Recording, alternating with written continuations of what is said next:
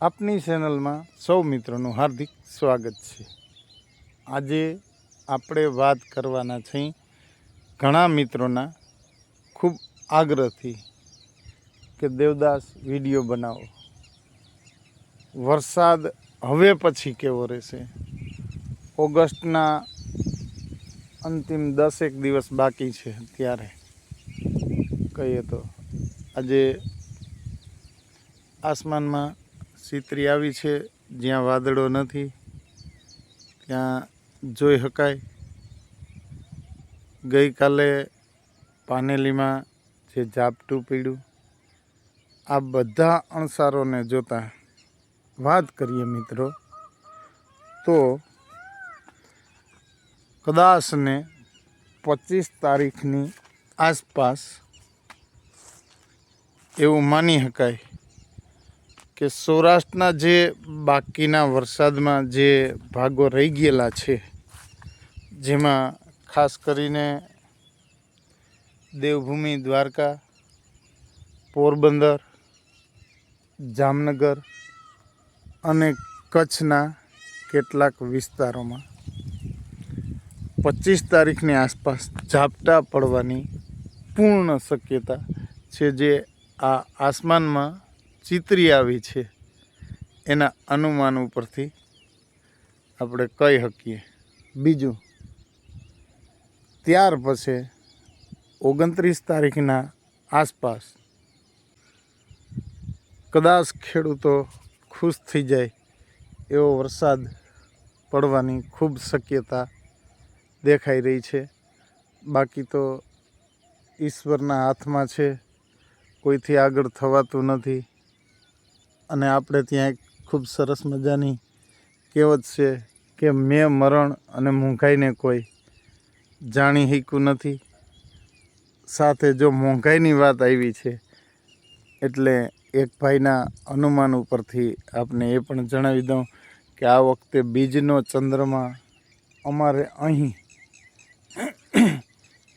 એમના અનુમાન પ્રમાણે, જે ભાઈએ દર્શાવ્યું હતું એમના અનુમાન પ્રમાણે એવું કહેવામાં આવ્યું હતું કે આ વખતે જામનગરવાળું ભાગ છે એ ઊંચો હોવાથી બજાર ભાવમાં મોંઘવારી રહેશે। અને એ મુજબ ખરેખર મિત્રો ખાંડના 100% ભાવ વધતા જોવા મળ્યા છે।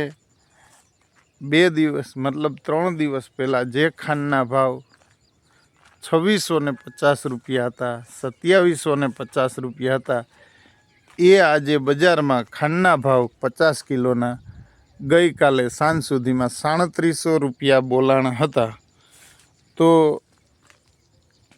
ઘણા બધા અનુમાનકારોનું એવું અનુમાનના પ્રમાણે આપણને આવી બધી માહિતી મળે છે અને એમાંથી આપણે કંઈક અનુમાન લઈ અને આપ મિત્રો સુધી આ બધા મિત્રની કહેવાય ને કે ખૂબ પેલી આગ્રહ હોવાના કારણે વિડીયો બનાવવાની ટ્રાય કરી છે। આજે તમને આ વિડીયો કેવો લાગે તે જરૂરથી મને કમેન્ટમાં જણાવજો।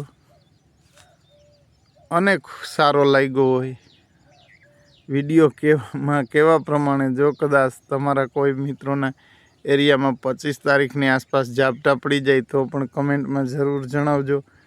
એ સિવાય 29 તારીખની આસપાસ જો સારો વરસાદ થઈ જાય તો પણ કમેન્ટમાં જરૂર જણાવજો। અને સાથે પસંદ આવે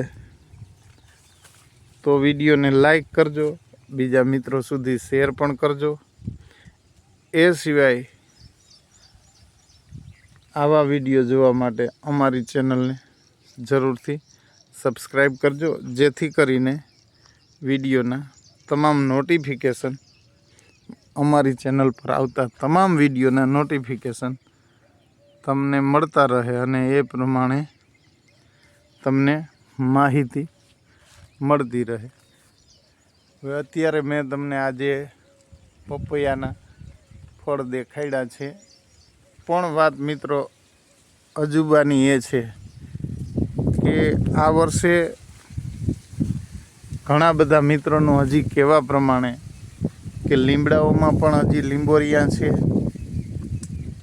એ સિવાય ગુંદો, જેનું અથાણું ખરેખર આપણે ઉનાળામાં જ બનાવતા હોય છે અને એ ફળ જ ઉનાળામાં આવે એટલે ઉનાળામાં જ બનાવતા હોય. પણ આ વખતે ગુંદામાં મેં ખૂબ મોટા પ્રમાણમાં ગુંદા આવેલા જોયા છે. હવે વાત કરીએ તો સૌરાષ્ટ્રના કેટલાક જિલ્લાઓમાં સરકારશ્રી દ્વારા નોંધવામાં આવ્યું છે કે ત્યાં વરસાદ થયો. પણ એ વરસાદ કેવો થયો કે ટહટહિયો વરસાદ જે થયો તો એ ટહટહિયા વરસાદના કારણે ખેડૂત મિત્રોએ વાવેતર તો કરી લીધા હતા, પણ હવે પછી એના પાકની જે પરિસ્થિતિ છે એ આપણાથી ખરેખર જોઈ શકાય તેવી નથી. આ તો અત્યારે સવારનો પોર છે. બાકી તમે જો 10:30 પછીના સમયમાં ખેતરોમાં જાઓ, વાડીઓમાં જાઓ, જમીનોમાં જાઓ તો તમને એમના પાકની પરિસ્થિતિના હાલ જોવા મળે કે કઈ પરિસ્થિતિમાં અત્યારે કેવા સ્થિતિમાં ખેડૂતોનો પાક છે. મીન્સ કે બચાવવો ખૂબ મુશ્કેલ છે. કારણ એ જ છે કે પાણી ન હોવાના કારણે. કારણ કે સુખીભઠ નદીઓ પડી છે. નદી નાળાઓમાં એક ટીપું પણ પાણી નથી આવેલું. તો ત્યાંના ખેડૂત મિત્રો કદાચ વાવેતર કર્યું હોય, એ પાક ઉગી પણ ગયો હોય આપણા માનવા પ્રમાણે, પણ શું કરી શકે મિત્રો એ ખેડૂત મિત્રો. અને જો તમને અહીંથી દૂર એક મોરલો નાચતો દેખાય છે મિત્રો, મને તો આમાં દેખાય છે પણ તમને બતાવવાની ટ્રાય કરીશ કે દૂર પર મોર નાચી રહ્યો છે.